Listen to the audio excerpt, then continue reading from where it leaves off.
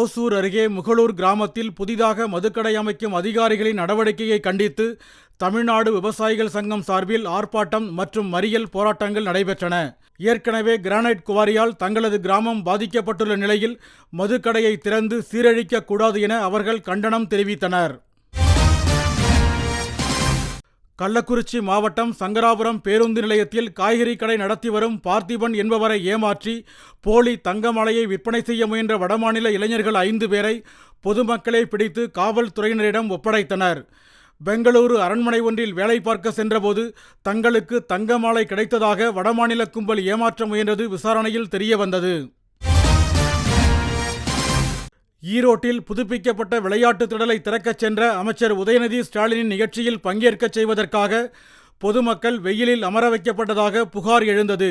வெயிலின் தாக்கத்தை தாங்க முடியாமல் தலையில் துணி மற்றும் செய்தித்தாள்களை போட்டு சமாளிக்க வேண்டிய அவலம் அவர்களுக்கு ஏற்பட்டது.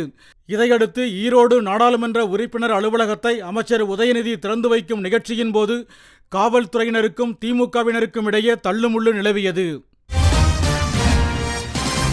செங்கல்பட்டு மாவட்டம் அச்சரப்பாக்கம் அருகே உள்ள தின்னலூர் ஊராட்சி நடுநிலைப்பள்ளி ஒரே ஒரு ஆசிரியரை கொண்டு இயங்கி வருகிறது. கடந்த 2 ஆண்டுகளுக்கு முன்பு தலைமை ஆசிரியர் மற்றும் 6 ஆசிரியர்களுடன் இயங்கி வந்த இப்பள்ளியில் தற்போது ஒரு ஆசிரியர் மட்டுமே இருப்பதால் மாணவர்கள் கல்வி பெறுவது கேள்விக்குறியாகியுள்ளது. விருதுநகர் மாவட்டம் இருக்கன்குடி மாரியம்மன் கோவிலுக்கு நடைப்பயணமாக சென்ற பக்தர்கள் மீது சுமையுந்து ஒன்று மோதியதில் முருகன், மகேஷ், பவுன்ராஜ் ஆகிய 3 பக்தர்கள் நிகழ்விடத்திலேயே பரிதாபமாக உயிரிழந்தனர். விபத்தை ஏற்படுத்திய ஓட்டுநர் வணிகநடை காவல்துறையினர் கைது செய்து விசாரித்து வருகின்றனர்.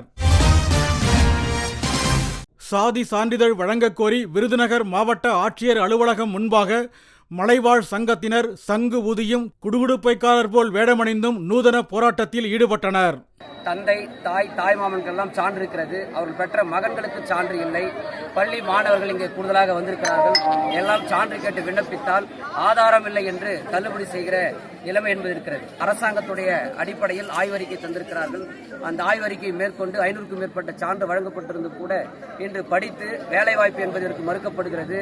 மேற்படிப்பு கல்லூரி படிப்பு வரை தொடர முடியவில்லை. உடனடியாக மாவட்ட ஆட்சியர் தலையிட்டு இந்த மக்களை ஆய்வு மேற்கொண்டு அந்த ஆய்வறிக்கை கொண்டு சான்று வழங்க வேண்டும் என்று தமிழ்நாடு மலைவாழ் மக்கள் சங்கத்தின் சார்பில் கேட்டுக்கொள்கிறோம். திருப்பத்தூர் மாவட்டம் ஜவ்வாது மலையின் கோவிலூர் பகுதியில் ஒற்றை கொம்பன் யானை சுற்றித் திரிந்துள்ளது. இதனை கண்ட அப்பகுதி மக்கள் கைபேசியில் படம் பிடித்து சமூக வலைதளங்களில் பரவச் செய்துள்ளனர். அதே நேரத்தில் அடர்ந்த வனப்பகுதிக்குள் ஒற்றை கொம்பன் யானையை விரட்டிவிட்டதாக வனத்துறையினர் தெரிவித்துள்ளனர். நெல்லை மாவட்டம் விஜயநாராயணம் பகுதியில் உள்ள கேந்திரிய வித்யாலயா பள்ளியில் 9ஆம் வகுப்பு பயிலும் 2 மாணவர்களுக்கிடையே ஏற்பட்ட தகராறில் ஒருவருக்கு அரிவாள் வெட்டி விழுந்து மருத்துவமனையில் அனுமதிக்கப்பட்டுள்ளார். குடிநீர் புட்டியிலிருந்து தண்ணீர் சிந்திய சிறிய காரணத்துக்காக மாணவர்களிடையே மோதல் ஏற்பட்ட நிகழ்வு அதிர்ச்சியை ஏற்படுத்தியுள்ளது.